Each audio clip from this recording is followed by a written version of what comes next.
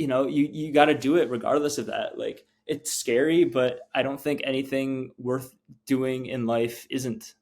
All right, hey everyone, welcome back to the new episode of the Dreamers Podcast. Today I have an artist, Nolan, with me. If you want to kind of go ahead and introduce yourself. Yeah. Hey, everyone. My name is Nolan Wall. I run the Design by Nolan Instagram and the Nolan Made TikTok, where I recreate iconic album covers out of Play-Doh, amongst other Play-Doh related arts as well. For those that don't know, can you kind of explain how you got to where you are, like your artistic journey? I know going back on your page, you first started posting a lot of like graphic design stuff. So kind of, can you talk about your process of getting involved and started with that, and then kind of deciding you wanted to have Play-Doh as your main medium? Yeah. So it's a pretty intensive story, believe it or not. So the whole Play-Doh thing kind of started in college. I've kind of drawn my whole life. I've always been like kind of an artistic person. I've always been into, making things, and drawing was kind of the thing I did a lot back before college, I guess. Mm-hmm. So when I got to college, I wanted to pick a major that was creative. And so I settled on creative advertising, which kind of involves a lot of graphic design and stuff. Mm-hmm. So that's kind of why the earliest stuff on my account is graphic design based. I was trying to kind of build a following, utilizing graphic design and kind of making compositions that way. And I believe it was my junior year. I had this class, and it was called the Passion Project class. And basically, we were able to pick a creative venture, basically like anything we wanted to do, Mm-hmm. and create like a project that we could put in our portfolio. Which, for those who might not be familiar with that, it's just a collection of work in ad school that I was in, and it just shows off what you've made throughout your 4 years in college. So this class was kind of designed to have you something really cool to show for your portfolio. And so the first day of the class, I brought some ideas to the professor, and the first idea that I had was recreating album covers out of Play-Doh. And like straight away, he's like, "Yes, that's like what you should do." And I was like, "I don't know, I have like some other cool ideas that I might want to like present." And I ended up did like presenting those, but he's like, "Yeah, we agreed," and we decided to go forward with that. So the original project was 10 album covers, two from each decade, from I think it was like the 70s to the 2010s.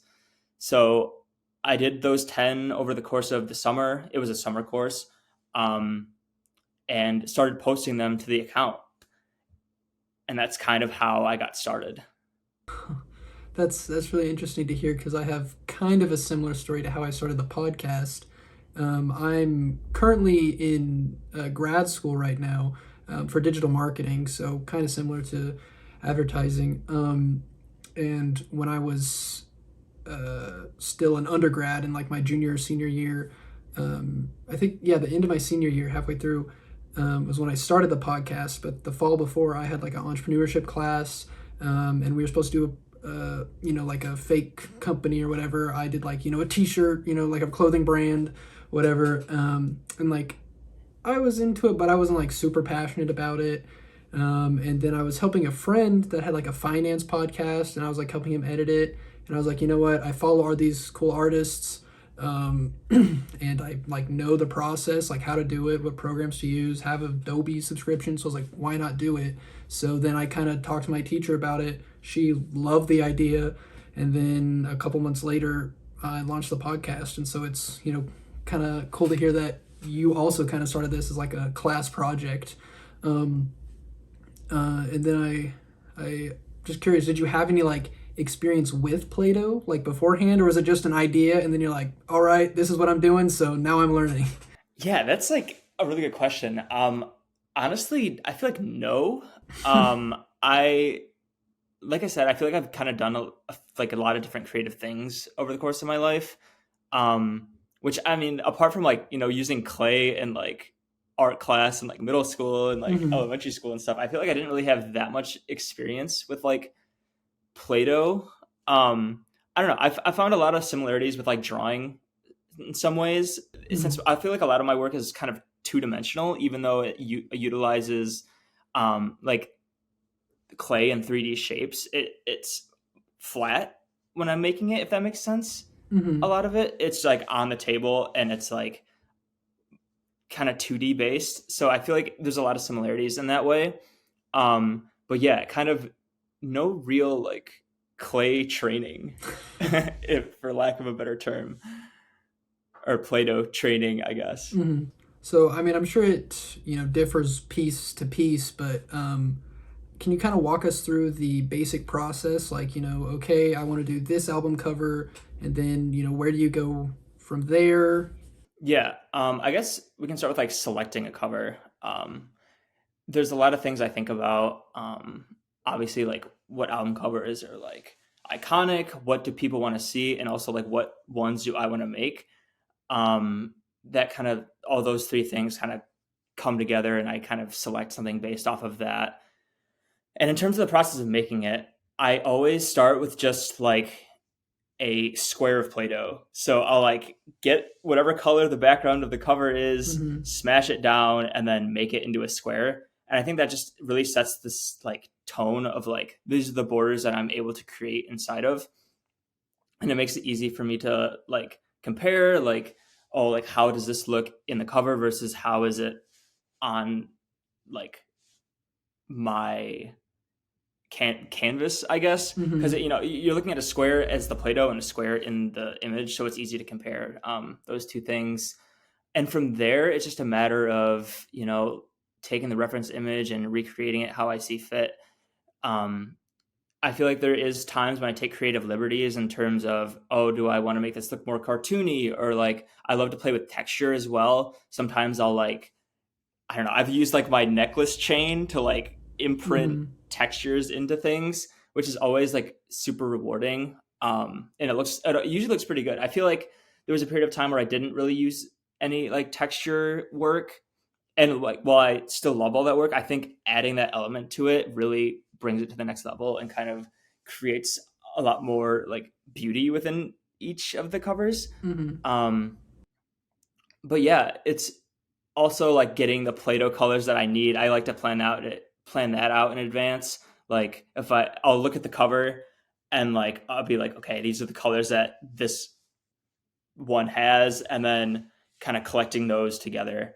And also like I know people have like a lot of beef with mixing Play-Doh, and like I didn't even know this was a thing until I like started getting TikTok comments about it. They're like, he mixed the Play-Doh. Like, why did he do that?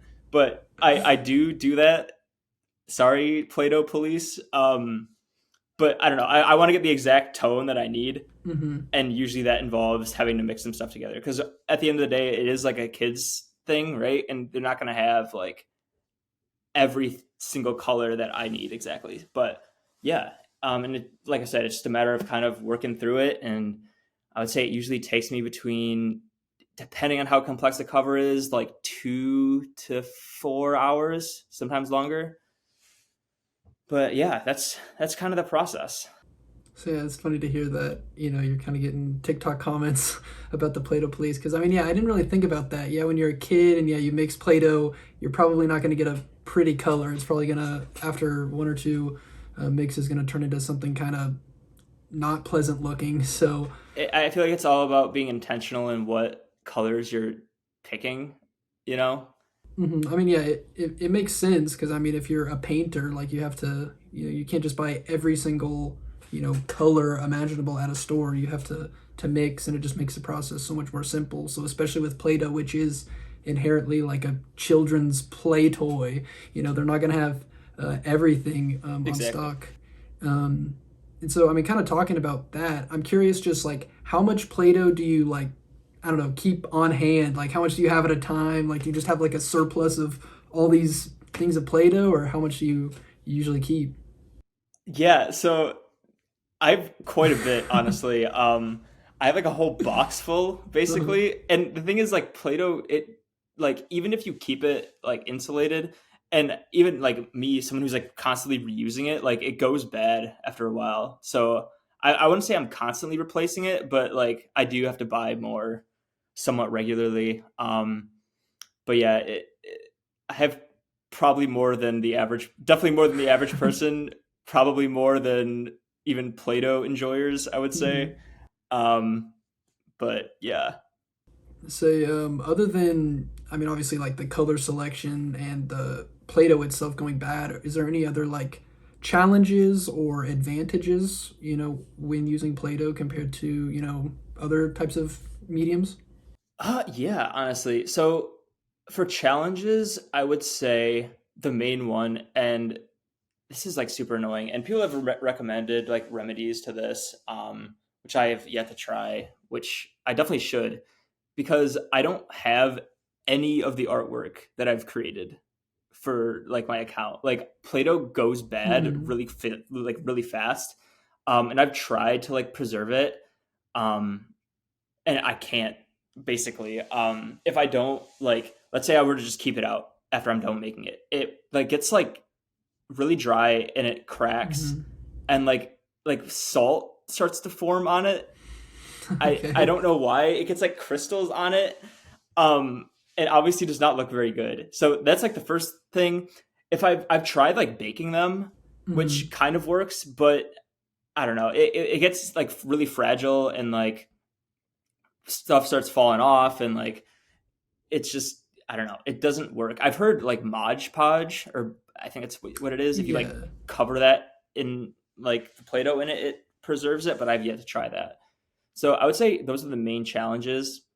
Advantages, I would say first of all, like kind of going off of like being able to buy a bunch. It is pretty cheap, to be honest with Mm-hmm. you, and it's super easy to like manipulate, I guess. Like moving it around, it's meant for kids, right? So it's very easy to move and like shape in the way that I want. When things like I have like experimented with like clay and stuff, and it's often a lot harder, and like you have to like work it a lot more for it to kind of do what you want. Mm-hmm. But Play-Doh, on the other hand, it's very easy to mix. It's very easy to like form in the way that you want. Um, so yeah, I would say that's the main challenges and advantage of using it. So yeah, I mean, yeah, looking at your stuff, I wouldn't even thought about that, but yeah, obviously, I mean, anytime I had Play-Doh as a kid, I mean, you leave it out overnight and it's like already kind of super dry and nasty. So yeah, I'm Yeah, sure. I was wondering if baking it would work, but um, yeah, that's definitely a hard thing to do. Like, you make these things and like obviously you can take pictures and they're cool, but after so much time, like they literally just deteriorate because of what they're yeah, made out of. and I don't know. Part of me like thinks that's kind of cool. Mm-hmm. Like, there's something about the like, I guess like morality of it Mm-hmm. that I kind of am like drawn to in some ways. Um, I don't know, but ideally, I think someday I would like to be able to keep everything I make. But I don't know. We'll see when that day comes. So one day they'll make longer lasting Play-Doh. Yeah. But I mean, also kind of looking at some of your works, I think talking about the malleability or whatever, the being able to mold the Play-Doh and stuff, Hmm. you can really see with some of like your texturing. Like I think you did like the Tyler the Creator Grinch album, and kind of you could see the fur. You recreated like Starry Night and some like iconic paintings, and I mean just like the kind of texture that you were able to give some of those paintings is really cool. And for anyone watching the video podcast, I'll put pictures of those up here right now.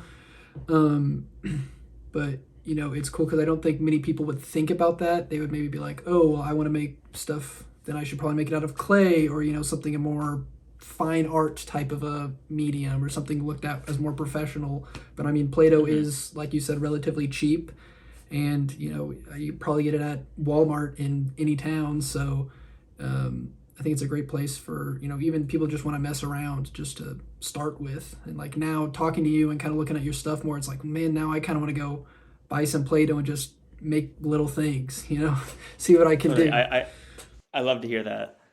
So I mean, you mentioned this starting in college, and I know you recently graduated from college. I'm curious, do you still have any plans? Not necessarily being a Play-Doh artist full time, but do you still, plan to create as much as you have in the past? That really is the goal. I feel like I've really found something I love doing with, these social media accounts, and, playing with Play-Doh, and um, making things. Mm-hmm. I feel like it is harder to find the time now, which is unfortunate, but I feel like it gives so much more value to when I do have the time and I'm able to, make these things a reality. So yeah, I mean, both on Instagram and TikTok, you've had some posts do very well, and I know earlier, well, I guess this past year, you had one or two posts do really well. You had, I think your Spider Punk one did like over 3 million views, and you had a few others around like a million, several 100,000. What has it been to kind of get that kind of response and that many eyes and comments and stuff on some of your pieces? It is absolutely like insane. Like it's a crazy feeling to like constantly watch like that number go up. Mm-hmm. The Spider Punk thing, that was definitely, like you mentioned, like my biggest post of recent, and obviously made it right after Spider-Verse came out, Mm-hmm. which was a huge cultural moment. Glad that I was able to, kind of contribute to that in a way. Mm-hmm. I'm glad people were able to see my work and um, engage with it. I think that whole I saw like it was kind of a trend at that point, like the spider punk drawings on TikTok, and that's kind of where I got some inspiration. Like people were drawing him a lot, and wanted to follow suit with like my um, version of that. And I think also a reason why it did really well is that it was a bit different than kind of what I had done up until that point. Like I integrated some like mixed media into that. Like I printed out like comic strips like from Spider-Punk and kind of used that as the Mm-hmm. background, and like got like pens and like markers and like colored some things in as the background, and then did the Play-Doh on top of that, which is kind of a cool like, I don't know, experimentation, that I was really happy with how that came out. Just a nice way to like kind of build on the things that I kind of have done or had done up until that point. Mm-hmm. And so I'm really glad that, I tried something new and it resonated with people. Mm-hmm. So yeah, I did like the mixed media aspect of how it's not just all Play-Doh, and yeah, like you said, you had those comic strips behind. I know you also did one for Spot from Spider-Verse, and you also did mixed Hmm. media for that too, with kind of a, I don't know if it was pin or what behind it, but kind of a colored background. And I think with Spot, especially since him kind of being a you know multi or universal kind of character that can do all this stuff, it kind of made him seem like he was coming out of the page, coming out of the background. So I think adding a mixed media element to it sometimes can really help make it pop. Yeah. And I honestly think like, I didn't realize this until after I had posted both of the Spider Verse like pieces. It's the movie itself is very kind of like based on like multiple like different styles, and like if you've seen the movie, Mm-hmm. you know how there's like all the different Spider-Man, Spider-Woman, Mm-hmm. all the different types of styles and things. And I think that kind of doing that and with my stuff was like kind of a cool nod to that as well. But yeah. So I mean, to kind of go back with recreating the album covers. I mean, obviously to do that, and I mean to even want to do that originally, I'm sure music plays a big role in your life. And so I'm just curious, how has music affected your art? I mean, obviously you make all these different albums, so I'm assuming they're all albums that you listen to and have resonated with. But what type of music do you listen to? Do you listen to music when you're creating these? Kind of how does music play a role? Yeah, music is such a huge part of my life, I would say. Um, it, like you said, it pretty much inspired this entire account, Mm-hmm. really. And I feel like I really didn't. I've always loved music, but I didn't really take it seriously until like the pandemic, and like really got into like all these different artists. Because like if we want to kind of go through my musical journey here, I was like very strictly only listening to EDM for the first Okay, okay. like I don't know, like 16, 17 years of my life. And I don't know, I had a few like, songs from other genres, but that was kind of my like main genre, Mm-hmm. which is kind of unusual now, and I still listen to it, but I feel like I listen to so much more now, and I realized during the pandemic that there's so much more good music out there. um I feel like my main like turning point, like I said, was like during the pandemic. I started to listen to like Tyler the Creator, Frank Ocean, Kanye West, kind of introducing me to like hip hop side of Mm-hmm. things. Um, did a deep dive into that. I listened to a lot of Brockhampton over the pandemic as Mm-hmm. well. Um, and then, that kind of evolved into more and more genres as well, getting into like The Weekend and um, unrelated to The Weekend, but like the whole like hyper pop scene, which Uh-huh. has been my main genre as of the past like year or Mm-hmm. so. And those, like all those genres, I feel like if I had to break it down, electronic, hip hop, and like indie, and all of that fits into that. I would say are like my main genres that I like to listen Mm-hmm. to. And to answer your question, I always like do listen to music when I'm making these covers. Oftentimes, I'll listen to the album that I'm making during Mm-hmm. it, especially if it's one I haven't heard yet. Um, Most recently, listened to Mac Miller's "Swimming" for the first time, which maybe I'm a little behind on that, but it was an incredible Mm-hmm. album. I think that was my last one of my last main posts on the account as of recently was the swimming cover, and I listened to Swimming for the first time for that. So that was a very special experience.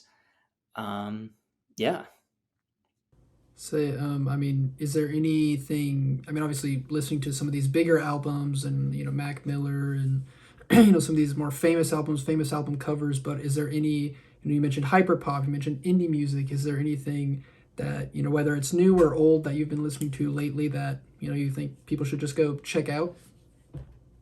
absolutely. Man, okay.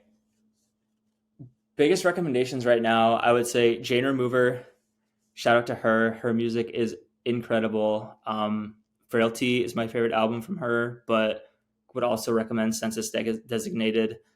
It's it's like very like Frailty specifically is very like electronic, but it's like glitchy and like has so many great influences.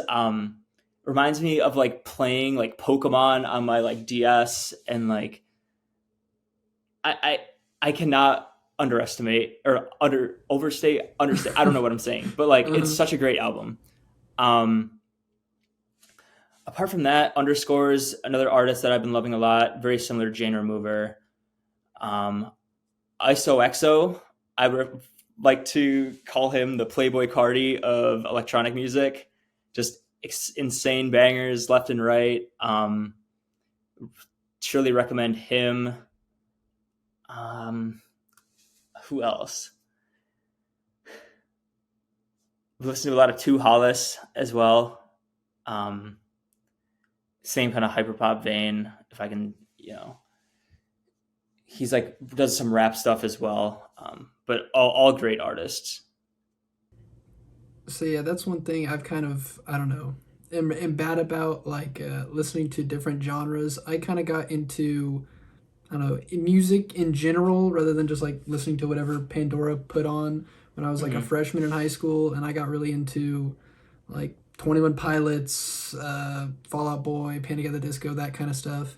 And then in about a year later, like 2016 or so, year and a half later, is when I got into rap, and then that's I mean since then has been like my main genre, and so I don't know. I'm really bad at listening to stuff outside. Like I like I mean hyperpop and stuff. I've been listening to some, and I like other types of music, but that's kind of one thing that I need to work on. So I'll try to check out some of these artists you recommend, because I kind of do find myself focusing on uh, purely hip hop. Like I'm one of the people that like my Spotify rap is underground hip hop, pop rap, lyrical rap, trap music. like No, yeah. I mean, I'm a huge fan of hip hop as well. I would say Travis Scott was my number one artist on Spotify Wrapped hmm last year. hmm Um, recently I've been kind of going back into like 2016, 2017 like SoundCloud rap.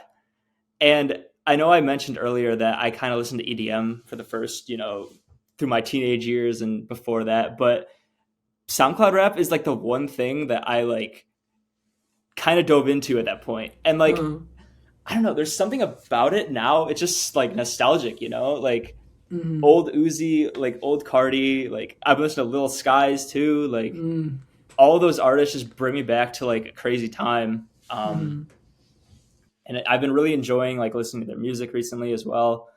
Um, if we want to talk about more rappers, Childish Gambino is an artist that inspires me a lot. Got into him more recently than probably a lot of other people. Just looking at my Spotify here. Like I said, Travis Scott, of course, Kanye West, Uzi, you know, the main guys. The Weeknd raps. I don't know. Yeah. I don't know if I'd consider him a rapper, but love the Weeknd as well.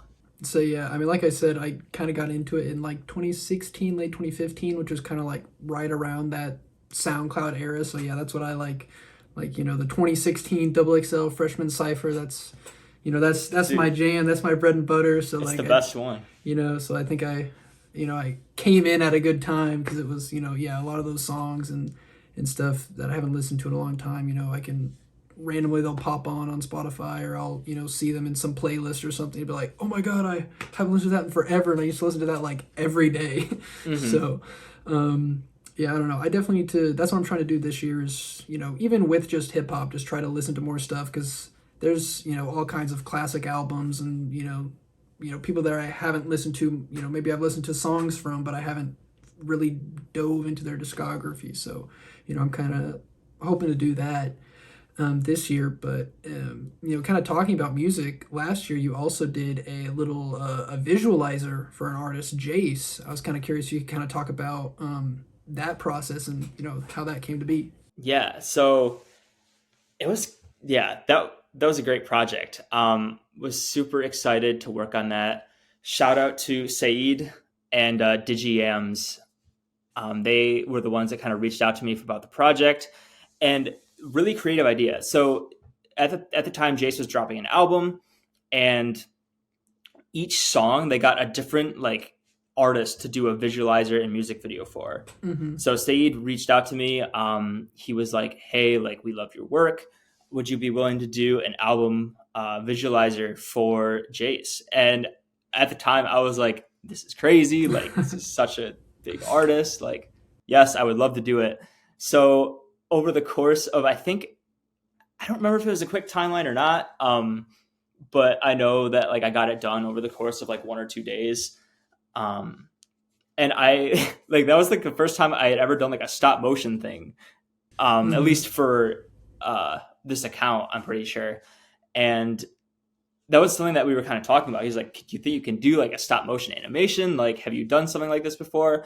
And I was like, I don't know, but please, like, don't like pick someone else if I can't. And he's like, all right, we'll try it. We'll see what you can do. And so thankfully, it worked out great. The process of it was kind of funny though. I like had this really like strange setup where I like opened a drawer and like put books on it and then put my Play-Doh on top of that so I could like angle my tripod a specific way. It was like this really strange setup. And I also had to like work, like I had specific hours where I could work because I like at the time my apartment wasn't like super big, or at least my room. And so I had to work when it was like daylight out and I knew the sun wasn't going to like change the lighting in my room. So it was a kind of a tedious exercise, but at the end of the day, like really happy with how it came out, really grateful for the opportunity as well. Yeah, it's Jace Call on Me official visualizer on Instagram or on YouTube. Super cool experience. And I still go back, read the comments. I love, people giving Jace love, and also some, stuff for the visuals, which is super nice. So, I mean, I think that's, kind of funny that, you were just, so happy with the opportunity that, you're like, hey, I don't know for sure if I can do this, but please let me try. Like, please, I really want to do this. And, obviously it turned out great and, has thousands and thousands of views. And, I was looking at it earlier, and yeah, there's just tons of people like, oh my God, this is such a cool visual. And so, I think it's kind of cool for someone to hear that, like, yes, you had experience with Play-Doh and using it, but that doesn't mean you know how to animate, but you were able to, kind of for like your first time, do it, and it was for a visualizer for a pretty big artist. Hmm. So I'm curious, do you have any plans, or maybe not concrete plans, but hopes of doing kind of more animation or anything like that in the future? Um, Nothing super concrete, but I do think that is where a lot of people like want me to work, if that makes sense. I've gotten some commissions where I've done animation work, and it seems to be more in demand than like just static covers. Mm-hmm. Um, which, it's a lot of fun, and the end result is like oftentimes very rewarding to see how, it comes to life. It does take a significant amount of time, Mm-hmm. which is like the challenge of it. Because, if you're thinking about it, like if you take a minute to go from one frame to the next, some of these visualizers, I mean, some of them, are multiple minutes long. So you're Mm-hmm. taking frames, 24 frames a second over 3 minutes. It can take a really long Yeah. time to do. Um, but at the same time, it's where, it's the work that people want to see and want to get made. And it's some of the work that I'm most proud of at the same time. So, there's a balance, Mm-hmm. but at the end of the day, I would love to, do more of it despite, the effort that it takes. Mm-hmm. So yeah, thinking of that, like stop motion animation makes me think of like my friend used to make like the little Lego stop motion videos, and me seeing that and appreciating the process, but realizing that stop motion, and I mean whether it be in kind of a more you know personal project like a Lego or Play-Doh thing, or a huge film like Coraline or something, and seeing the behind the scenes and just how insane stop motion is, whether it's on a small scale or large scale, that's always something that I've appreciated, but been like, I, personally don't know if I could do that. Like just slowly turning, doing so many pictures and images. It seems like a very tedious, but I mean, incredibly rewarding process. It is crazy. Like thinking about like Coraline, like I somewhere I saw a behind the scenes video of that, and it's just like they made a whole movie, Mm-hmm. and like the animations is like incredibly detailed, and like I just cannot imagine like the process of going through that, because like something that I've like done with like my or like experience with my stop motion stuff is if I like budge something, like if I move the table, like it's not ruined, but like Uh-huh. it's a lot of effort to get it back. So make sure there's not like a jump or like something like that. Or Mm. like if like a part of the composition budges, like if someone's hand moves when I don't want it to, like getting it exactly back to where it is, it's, I'm not going to say it's hard, but it's hard to like make sure it matches. Mm-hmm. Um, yeah, like I can't imagine like full length film, incredibly detailed. Like how long does that take? So I'm curious then, is that the visualizer, like, would you say that's the hardest project you've worked on, or have there been any, album covers or anything that faced any kind of significant challenges, compared to some of your other pieces? That's a good question. I feel like, yeah, like in terms of like difficulty and like making sure things go right, it's definitely like the animations that are the most difficult. Um, in terms of like my covers, I think the like if we want to do like the longest one, I think it was Life's a Trip, which I feel like Mm, is pretty self-explanatory. Like such a complex cover. so many colors. Yeah, yeah, and like another thing that's like hard about Play-Doh is getting it super small, Hmm. because even if it's like not super dry, it can still like break at very small um like levels. Hmm. And so when I'm trying to get like super fine details, like that can be difficult.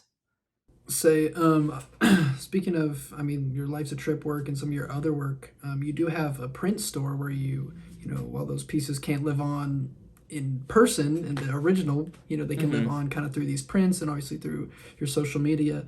I'm curious, do you have any, I don't know, plans or hopes to kind of expand into more kind of product, or do you just want to kind of keep doing prints and stuff for now?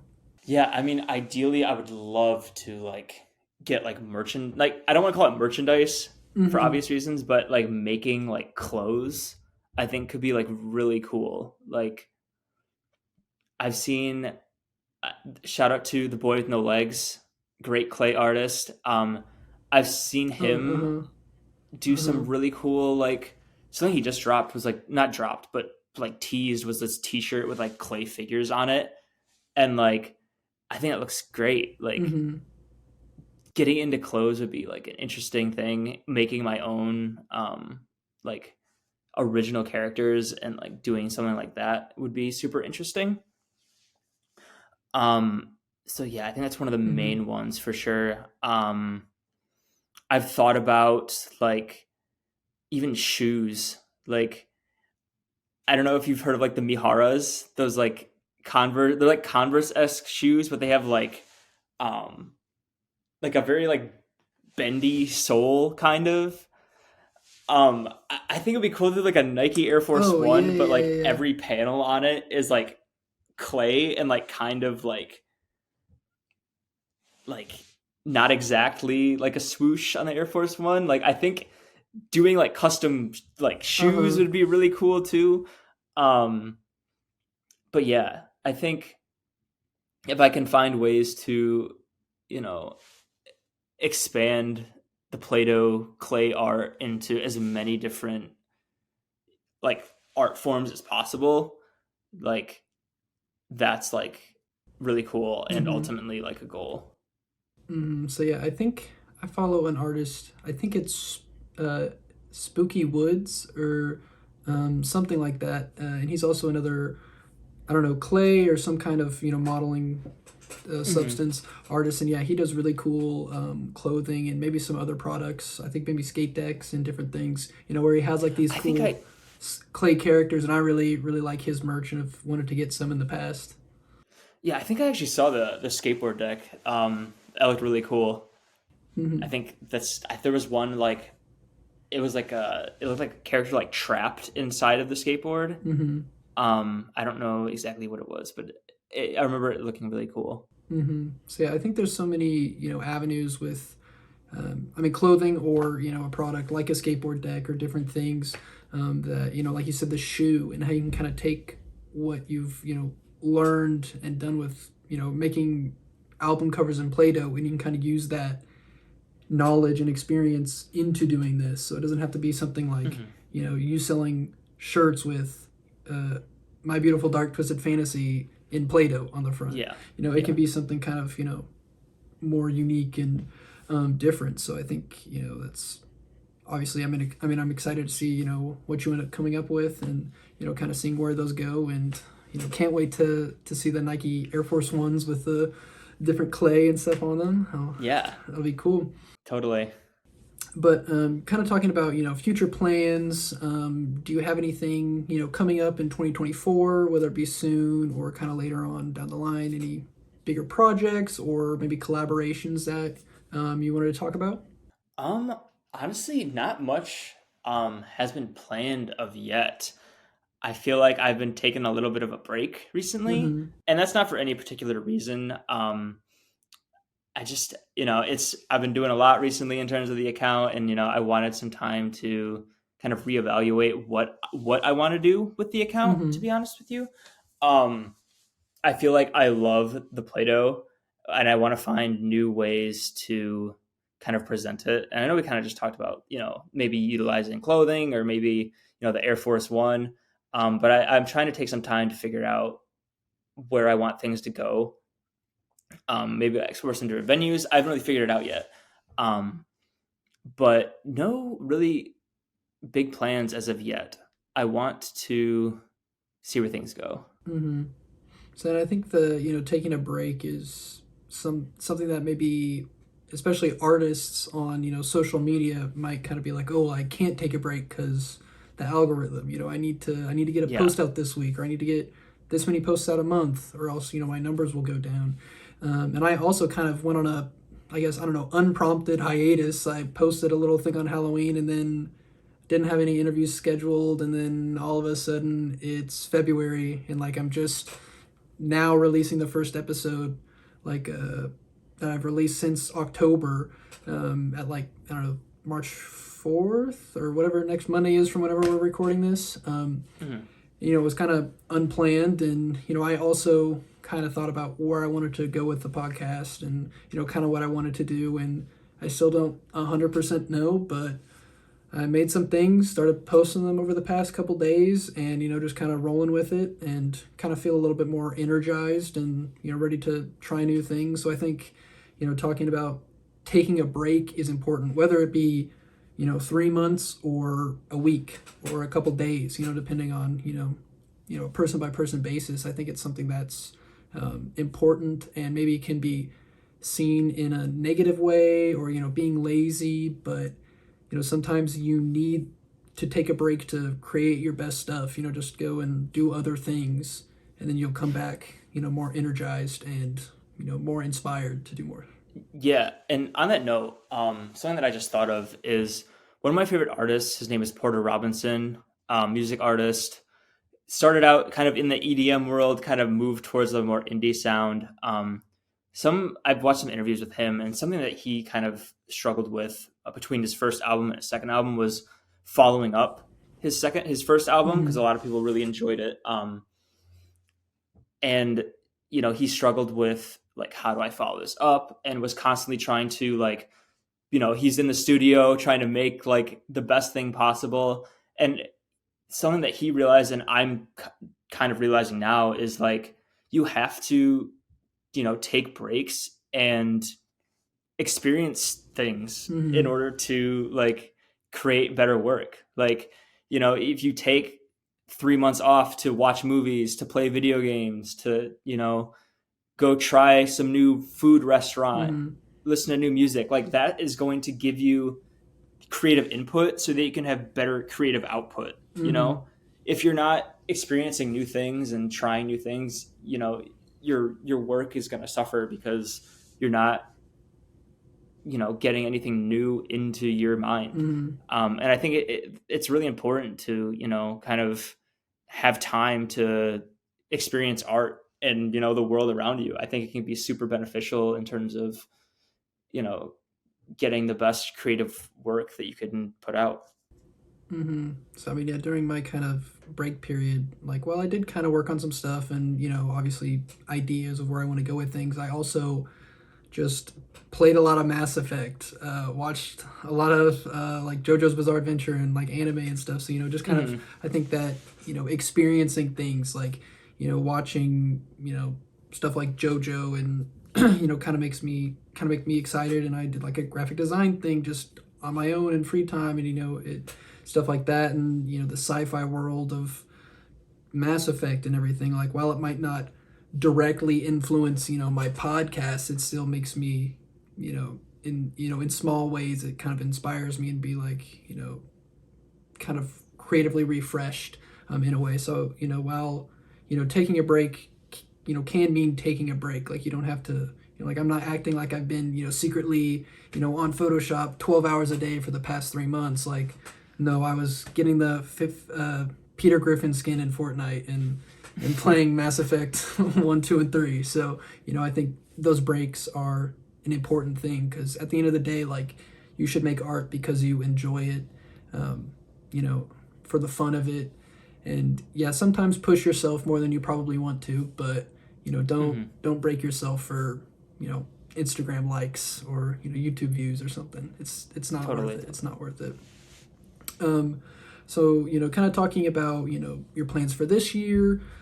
I'm curious, where do you see yourself in maybe 5, 10 years from now, even further on? Whether it be with your clay and art, or with your personal career. Like, do you see yourself doing stuff like this for that long?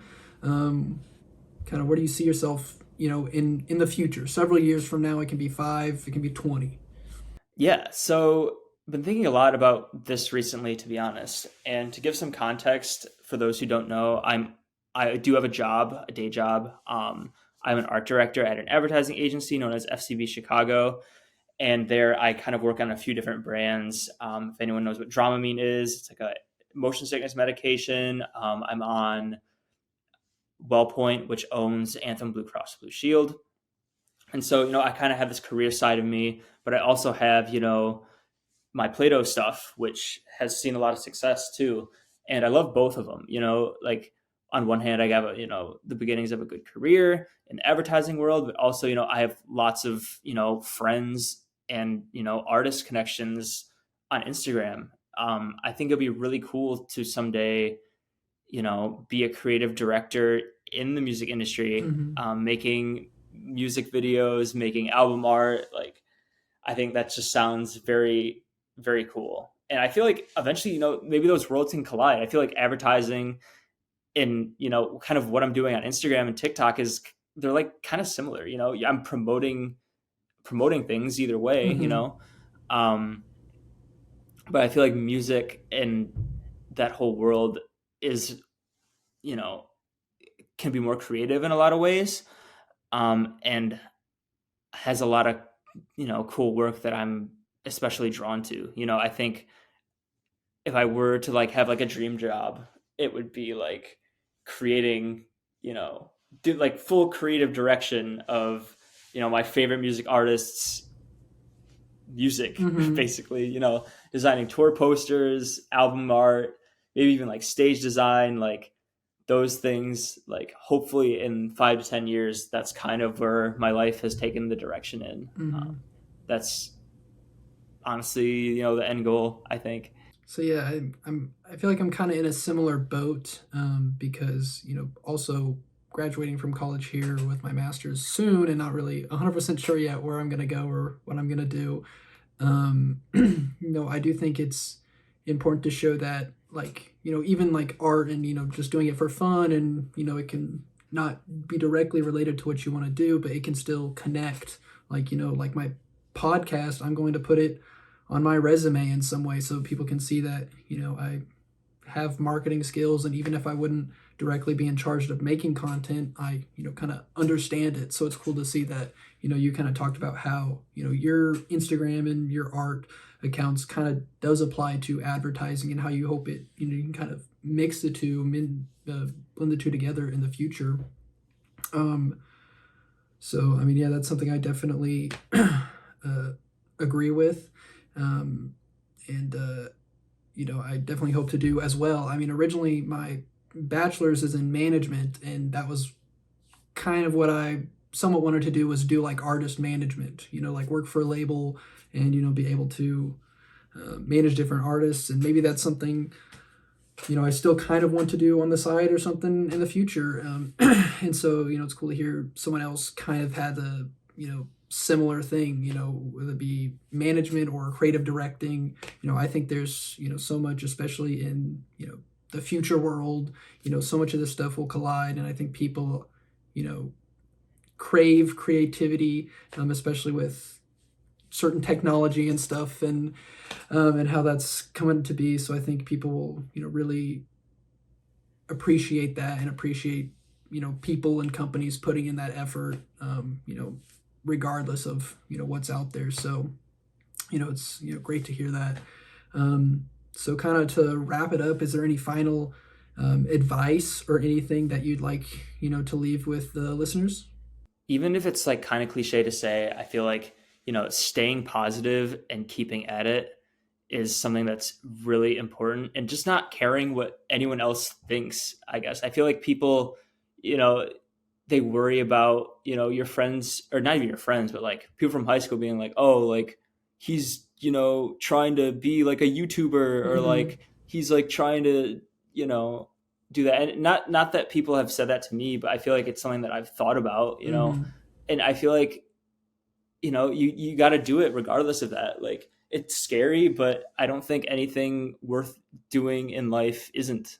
And like putting yourself out there and getting outside of your comfort zone is where you're gonna find the most growth. And it just having a positive mindset about it. Like, don't think that you're not capable of literally anything. Like, I didn't think half the stuff that happened to me in the past 2 years would have happened, Mm-hmm. and look look what literally happened. So don't ever put a limit on yourself either. So yeah, I mean, I think that's a great piece of advice, and something that, to some extent, I mean, people have said in the past when I've asked them that question. You just got to keep at it. Just do it. My partner, who's in college with me, is a sculpture major, and one thing they've kind of, I don't remember where they got it from, but a thing, kind of a motto they've been trying to live by lately is do it scared. And so I think that fits in perfectly because I never, like, I don't consider myself an artist in the traditional sense. Like, I cannot draw more than a stick man. Like, I can't, do anything super crazy in like Photoshop or editing. But like, I had this idea. I wanted to do it and kind of contribute to art in some way that I can.